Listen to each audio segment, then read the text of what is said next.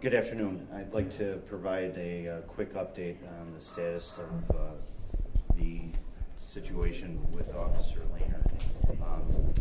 The department has assigned 2 officers as liaisons with the family. In addition, our Chief of Detectives, Dennis Richards, has been assigned as our protocol officer. What that job entails is to work with the family to make all the necessary funeral and burial arrangements. I'm going to give you some information. For any inquiries regarding the funeral arrangements should be referred to the Department Protocol Officer, Dennis J. Richards. Phone number of 851-4521, a fax number of 851-4090, or an email of djrichards@bpdny.org. The nature of this is unique to us in the Buffalo Police Department, where we don't have such a long time between an incident occurring and the ability to begin our process of healing, with the recovery of the officer taking over 5 days. So as such, it will cause somewhat of a delay in the process. So I ask that members of the media, the public, respect the privacy right now of Officer Lehner's family, and understand that a lot of this information will be slow but forthcoming. Currently, Officer Lehner is at ECMC. Our homicide unit is the lead investigative agency into the situation, as well as we've been contacted this morning, as is routine in any public employees' death on the job by agency from the New York State Department of Labor called PESH, Public Employees, Safety and Health. So we have met with their representative and have began the liaison for the dual investigation. Unfortunately, at this point, I don't have any further information I can provide to you regarding the incident or what possibly would have caused it. That information will take a number of probably months of putting together based on our homicide investigation, coroner's report, and other information like that. Again, I've said it for the last now 6 days.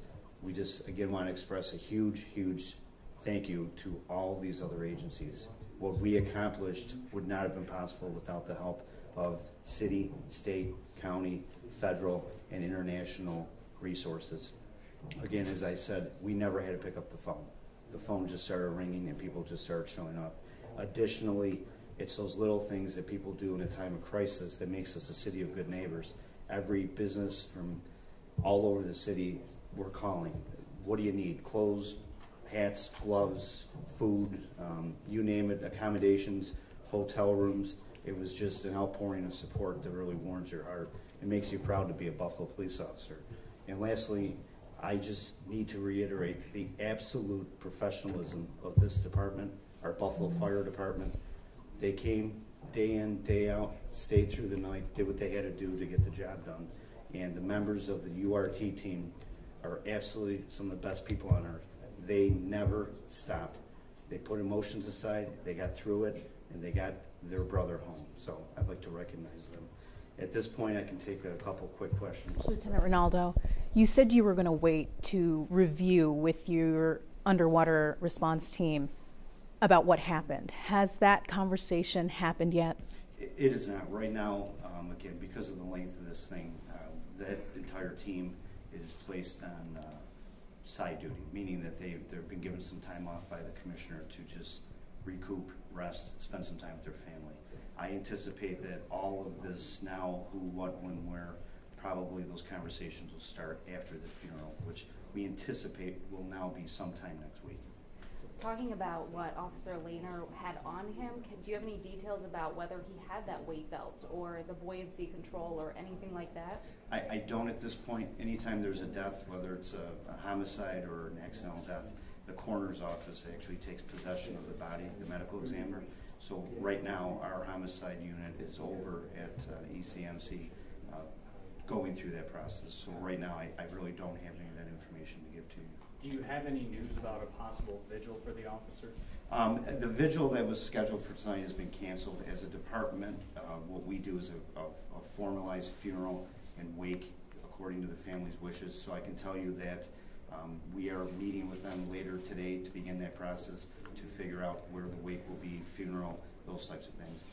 We anticipate, unfortunately, when an a member of the police fire communities die, it brings a large representation from outside the area, possibly thousands and thousands of people. So it is a large coordination effort. Chief Richards is an expert at getting this stuff done, figuring this out, liaising with other agencies, as well as accommodations, parking. So it's a big undertaking, and that process started late yesterday, and will take a few days to accomplish. Couple more questions. Couple more. Is it safe to say, with his military background and experience, that the funeral would occur with full military honors? Again, that's from a protocol standpoint, it would be full police honors. I'm sure that there will be military things incorporated into that process. Lieutenant, you described recovering Craig Lehner as bringing a brother back home, so he's a family member to all the department. I guess the question is, how are you and everybody else holding up while still having to do your jobs today? Again, like I said before, you hate to say it's a sense of relief, but it is. The thought of not being able to give that closure to his family and to our members was just the unthinkable for us. So we're very grateful that we were able to accomplish that yesterday. And today, you can see it on the faces of the officers. It's the reality now starts to set in. If I could just follow up, it was members of his underwater recovery team who found them. How important was it for them to find them? Extremely important. You know, again, we knew we couldn't accomplish what we did without the help of all these other agencies, but it meant something that it was our officers, our men and women, that were able to get in. Something that we saw as we came up here today was the bunting that's being hung outside by Buffalo firefighters. How does that support make you feel? Absolutely wonderful. I mean, you know, we're all first responders. We come together, we do what we have to do. You know, Buffalo Fire was unbelievably supportive. From day one, they showed up with their command vehicles, their equipment, their rescue team, their rescue divers, their air truck, and it was just, what do you need? Things were showing up that we knew we need but didn't even ask for yet. So, again, Buffalo Police, Buffalo Fire, greatest people on earth. One more question, one more. A little bit about Craig, the person he was like. You know, Craig, I had met Craig a few times on the job, and the last time I had met him actually was when I traveled to Niagara Falls, Canada for his graduation ceremony from the K-9 training up there. He was just a great guy, you know, an all-around gentleman. I mean, it's just such a tragedy. You know, it's something that you don't understand, the day-to-day interactions people have with police officers, the sacrifice that some officer may be called upon to make someday. And when he does, that person, their family, you know, they deserve all the honors in the world. And you just can't explain. I can't begin to imagine. I spent a lot of time with his sister, his mom, over the last 5 days. The strength of that family is unbelievable. I mean, their composure, their thankfulness, their concern for everybody else but them, it just is a testament to Craig and his family. Lieutenant Ronaldo, I know it's a painful time, but how much time will pass before the investigation part of this really takes off? Because those first days are very critical to collecting information. Will it be soon that these reviews and these debriefings happen? Sure. Like I said, the investigation started yesterday. So upon the recovery of his body, homicide was on scene. They're the lead agency. And I don't want people thinking that because homicide's involved, there's any thought of foul play. Homicide investigates all deaths that occur in the city. So it's a natural process. Whether it's a suicide, an overdose, or a murder, homicide is that lead unit in the police department that handles that. So they were on site yesterday. They are at ECMC at the coroner's office today for the autopsy. So that investigation has begun. Obviously, there's going to be a lot of questions to be asked. A lot of information needs to be garnered. Diving is such a technical job that it's not something that just any ordinary police officer can answer questions about. So, again, it's going to be done. It's going to be done right, but it's going to be a slow process because there's going to be a large learning curve for the homicide unit to get over in terms of how things are done, how dives are conducted, what was recovered, what that means down the road in an investigation. And as part of that, they're going to bring in diving experts, I would assume? Yeah, so they'll talk obviously to our team, to the person that's responsible for the training, the records, how it's done, and then they will also be in consultation with other diving people, members of the Coast Guard, whoever they need to talk to get a full picture. But unfortunately, as we said, it's one thing when an accident happens in a pond, for instance, no current, no debris, no weather. It's pretty easy to kind of break that backwards and figure out what happened.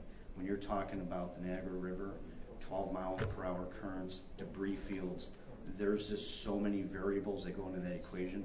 We may never know exactly what happened down there. Thank you, everybody. Thank you. Just real quick, are there any other agencies other than Homicide and PESH that will be looking into this that you suspect will get involved at any point? The Erie County Coroner's Office, they will issue a report as well. So at this point, those are the 3 agencies that would be involved.